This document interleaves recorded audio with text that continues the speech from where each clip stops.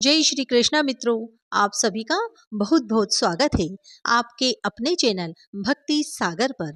गंगा दशहरा के दिन माँ गंगा का धरती पर अवतरण हुआ था। ऐसी मान्यता है कि इस दिन गंगा नदी में डुबकी लगाने से पापों से मुक्ति मिल जाती है। डुबकी लगाते समय ओम नमः शिवाय नारायणाय दशहराय गंगाय नमः मंत्र का उच्चारण जरूर करें।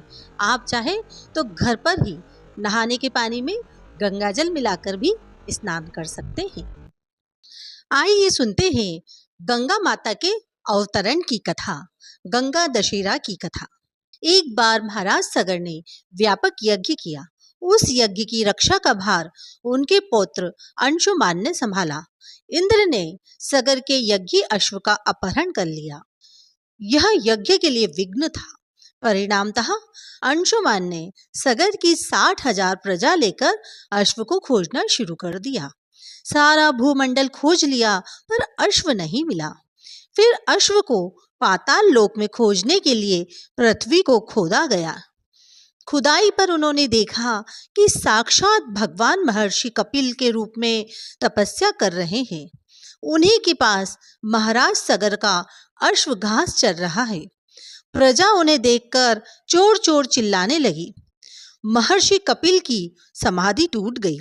ज्यों ही महर्षि ने अपने आग्नेय नेत्र खोले, त्यों ही सारी प्रजा जलकर भस्म हो गई। इन मृत लोगों के उद्धार के लिए ही महाराज दिलीप के पुत्र भागीरथ ने कठोर तप किया था। भागीरथ के तप से प्रसन्न होकर ब्रह्मा ने उनसे वर मांगने को कहा, तो भागीरथ ने गंगा की मांग की। इस पर ब्रह्मा ने कहा, राजन, तुम गंगा का पृथ्वी पर अवतरण तो चाहते हो, परंतु क्या तुमने पृथ्वी से पूछा है कि वह गंगा के भार का वेग संभाल पाएगी? मेरा विचार है, गंगा के वेग को संभालने की शक्ति केवल भगवान शंकर में है। इसलिए उचित यह होगा कि गंगा का भार एवं वेग संभालने के लिए भगवान शिव का अनुग्रह प्राप्त कर लिया जाए। महाराज भागीरथ ने वैसा ही किया।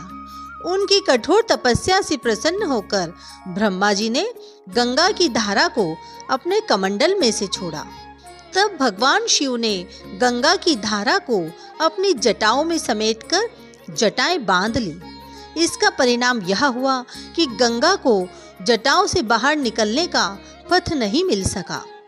अब महाराज भागीरथ को और भी अधिक चिंता हुई। उन्होंने एक बार फिर भगवान शिव की आराधना में घोर तप शुरू किया। तब कहीं भगवान शिव ने गंगा की धारा को मुक्त करने का वरदान दिया।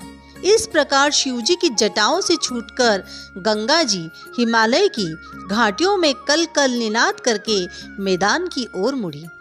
इस प्रकार भागीरथ पृथ्वी पर गंगा का वरण करके बड़े भाग्यशाली हुए। मानस को अपने पुण्य से उपकृत कर दिया। युगों युगों तक बहने वाली गंगा की धारा महाराज भागीरथ की कष्टमयी साधना की गाथा कहती है। गंगा प्राणी मात्र को जीवन दान ही नहीं देती, मुक्ति भी देती है।